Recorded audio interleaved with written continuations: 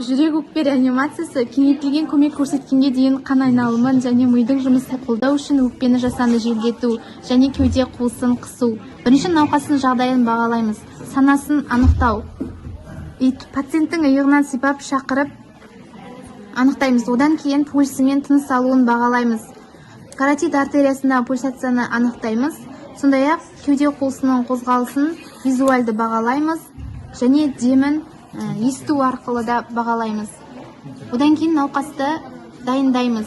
Жәбірленушінің мойны мен кеудесін киімдерден босатып, аяқ ұшын 30-40 градусқа көтереміз. Төртінші, дефибриллятор арқылы жүрек ритмін тексереміз. Бесінші, дефибрилляция жүргізу. Алтыншы, қолды дұрыс орнату. Төстің төменгі жартысына қолды орнатамыз. Тірек нүктесі қолдың тенор және гипотеноры. Сол қолдың негізі оң жақтың иығы артына сүйенеді. Кеуде қуысының қысылуын жүргізу. Тек вертикальды жүктеме салу керек. Қолдар шынтақ буынында түзу ұстаймыз. Компрессияның тереңдігі 5-6 см. Кеудеден алақанды ажыратпай, компрессия жиілігі 30 рет. Минутына 100 реттен кем емес болады. Массаждардың аралығы минималды болу керек.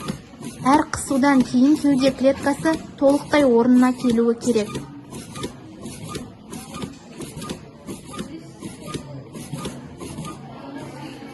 Одан кейін ауыз қуысын тексеру және санациялау. Науқастың басын өзіне бұрып, ауыз қуысын саусаққа майлықты орап санациялау. Санация бір айналмалы қозғалыспен жүзеге асырылады. Сафардың 3 әдісін қолданамыз. Науқастың басын артқа шалқайтып, төменгі жақты алға қарай итеріп, науқастың аузын ашу. Одан кейін өкпені жасанды желдетуді жүргізу. Бірінші, амбу қапшығымен жүргізуге болады. Немесе науқастың басынан бір қолды үзбей, екінші қолмен науқастың аузына дәкелі майлықты салу арқылы науқастың мұрнын басып тұрып ауа үрлеп және де дем шығару кезіндегі өкпе экскурсиясын бағалай отырып жасаймыз. Бұл желдету 2 рет жасалады.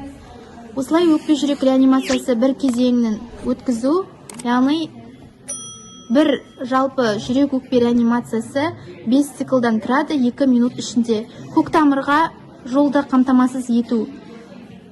Жүрек ритмін анықтау, оттегі сатурациясын анықтау. Көктамыр эпинефрин 0,1%, 1 мл, 10 мл натрий хлорид изотониялық ерітіндісінде ертіп енгіземіз. Көктамырға тамшылатып амиодарон 300 мг 20 мл 5% глюкоза ерітіндісімен енгізу, немесе лидокаин 1,5 мг на килограммға көктамырға енгіземіз. Одан кейін өкпе жүрек реанимациясының тиімділігін бағалаймыз. Ұйқы артериясындағы пульсацияны анықтау, тыныстың қалпына келуін анықтау және осы алынған мәліметтерді бағалай отырамыз.